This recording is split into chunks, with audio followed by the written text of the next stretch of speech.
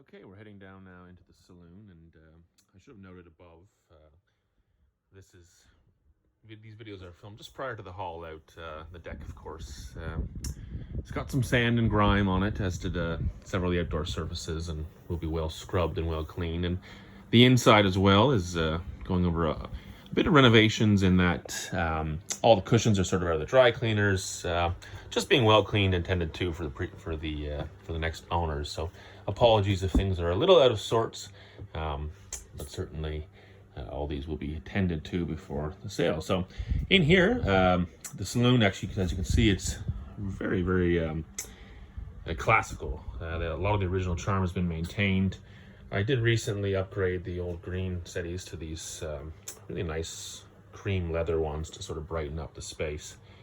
But this just, really speaks to the classic style of ship. And throughout, that's pretty much the idea. Of course, there's air conditioning put in for that African sailing is occasionally key. But overall, the idea was to sort of leave that period charm with a lot of equipment here and stuff that had been in place in 1967 when this was built. And again, this was built by Torridon Yachts, 1967. It's a custom one-off for a Scottish surgeon. It was designed and built by Raymond Wall, who went on to become the very celebrated designer of Camper Nicholson yachts. And this was a prohibitively expensive vessel when created. Extra thick cord and steel, a very overlarge Gardner, and everything just done really, really nicely in terms of woodwork, mahogany wheels, a lot of mahogany fittings and teak throughout. So again, this is the saloon here to give you an idea.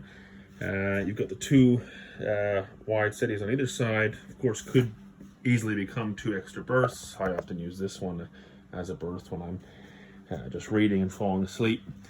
Coming around here, sorry, again, excuse some of the mess, but that will be tidied. And the saloon, of course, leads down here into your forward areas or aft into the master cabin. And why don't we start back that way? So coming down from the saloon into the aft master cabin, which again, the cushions are currently out with the dry cleaner, getting spruced up. But you have this very, very large double here, and when the cushion comes up, this extension box was put in for another 2 feet to really allow you to stretch out. I'm 6'7", the current owner now, so I needed the space, and the good thing is that there is headroom for me, so it's likely to be headroom for you. Inside here, we've got the aft master cabin here. Shower, it's a water-sealed room, so it's got the shower here. Kentigern sea toilets, fan, sink, etc. It's all tiled and water sealed here.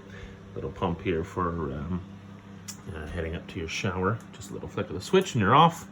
Gun locker. This is another nice piece here in the back. You have your chart table. Again, while these radar systems are functional, of course, these days I rely more on just remote GPS units and chart plotters on the laptop and cell phone. But I always liked the charm of keeping the old equipment here, and certainly any new owner can decide whether they want to continue that or not. But again, a well-appointed chart table here in the back. Endless storage, as you can see, pretty much everywhere in Highlander is full of storage units everywhere. So you have a pick of the litter, and here's another small side single berth in your aft cabin. So you could easily have two in here, and again, it's quite large. This room, I have a slight hunch. I would say the ceiling height in here is about 6'4", maybe 6'3" at the lowest, whereas the forward living area has a full 6'8" room, and I can stand fully there. So again, it's quite large here. Got plenty of space, individual lights throughout, more individual storage everywhere, and of course your chart table and your aft master bedroom. And then, as you can see, up a few flights of stairs and back into our saloon. We'll go up underneath here, as you can see, is another portable generator. This is one of the two accesses to the engine room, which we'll get to afterwards. All of these are absolutely loaded with tools of every make. Underneath this settee here is a spare part for every single aspect of the Gardner engine. and all the sails and rigging, and more under the settees here. These all come up and have more and more storage. This container under here is full of power tools. So really you have a self-contained backup system with all the tools needed to recreate the Gardner engine again, more or less. Which, because it's Gardner, you'll probably never have to do, but it's nice to have it. Coming down, again, excuse my mess, you can tell that there's a single man living aboard at the moment. This is the quite large galley, actually, and this used to be, you see again looking back out towards the city, this used to be another cabin, but there was a very small galley set up within the saloon. So it was changed from that into this more sizable walk-in sealed off galley with a fridge. This is actually quite a new propane cooker here. Microwave, kettles, tap, all of those things, and of course loaded with storage, plates. Everything will be equipped for you to come aboard and just kind of move right in if you want. Again, I'm 6'7" and standing up fully right now, so you've got tons of headroom up here. Over across directly from the galley, myself of course, but also another head in here, another Kindergarten C toilet. There's also a wet locker in there where I've got my diving stuff stored as well. But that's not too exciting, so on we go. Up here again, you have to excuse the cushions are both out for dry cleaning. Also my stuff as I'm packing up here, but just to give you a little bit of better sense. So here I'm standing beside the galley and the head, and you're looking towards the forward V-berth. Though V-berth in this case might be underselling it a little bit because they're two actually wide single berths with the tap system in the middle. Both the single berths have their own sort of lights, table, storage. Again, pretty wide berths and a fair bit of privacy. For longer voyages, a curtain could certainly be maybe thrust across for extra privacy between these two passengers. Through this mirror up here, you get the watertight anchor lockers as well, so you can go in and service the chains, make sure that there's no snags in there. We won't bother climbing in there. But again, this is the forward cabin here.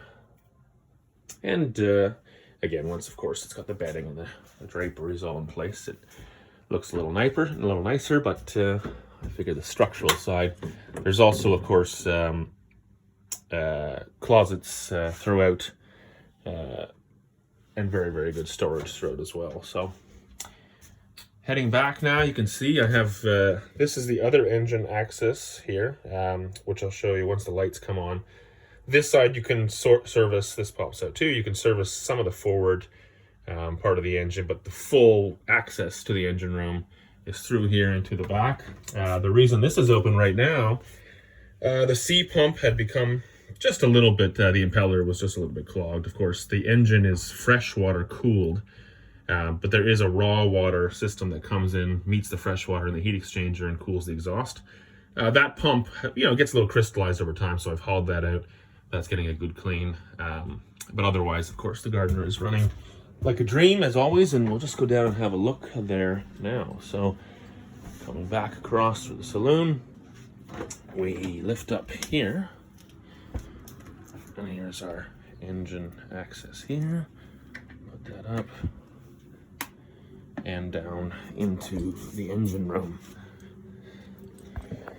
So the first thing, again, to know is certainly that this is a true motor cruiser, and if you have any mechanic friends or you're a mechanical person, you know that the Gardners are probably the most respected, if not the most respected, engine for a lot of the classic cruisers. They are notoriously efficient, reliable. This Gardner has, I'm just going to pivot around here. Again, a lot of power and a lot of range. There are two joined 300-liter diesel tanks. There's also a 1,000-liter reserve tank, giving the Highlander a 2,200 mile nautical mile range. There are batteries upon batteries. I've got service batteries here. Those are two more spare service batteries. This is an additional battery. sort of a backup for either bilges or alternators. On this side, you've got starter batteries. These are only a few years old. There's an extra charger. There's a reserve pair of starter batteries and another reserve. One thing about the Highlander is it's got reserves aplenty. So as you can see, it's hard to see here. These are the freshwater tanks for to starboard and port of me. Those are 2 joined 300-liter freshwater tanks as well, giving you 600 liters of freshwater. And through here you can see the diesel tanks, which are joined as well. This seawater pump has just been removed from right here for the moment. She'll be back in tomorrow. And the Gardner usually goes at about 6.5 liters an hour, or about 7 liters an hour, which again is fairly sipping on diesel, and these days that's a good thing. The Gardner powers the hydraulic system here, which turns a variable pitch propeller. The hydraulic system there sits in a bath of oil, and it's very, very easy to maintain. There's just a small little oil filler that you can squeak in every now and then, and that variable pitch propeller gives it a lot of maneuverability, a lot of power. And again, the true joy of a Gardner is the lack of maintenance. It did sit for about 1.5 years during COVID, fired up instantaneously without a problem, and that will sort of always be the case. So just to close out, this again is sitting down in the saloon of the Highlander. And any more technical questions, please do ask. Unfortunately, I couldn't facilitate the walkthroughs for everybody, but I did want to upload this fairly lengthy and probably terribly boring walkthrough here of the video, but to give you just a better idea of the layout of the boat for those who are interested in buying and may have to delay a little bit in getting out here given the location. But for those who are interested, Port Alcantawi is absolutely recommended and a wonderful spot to come visit. So hopefully I will see some of you soon. Thanks again.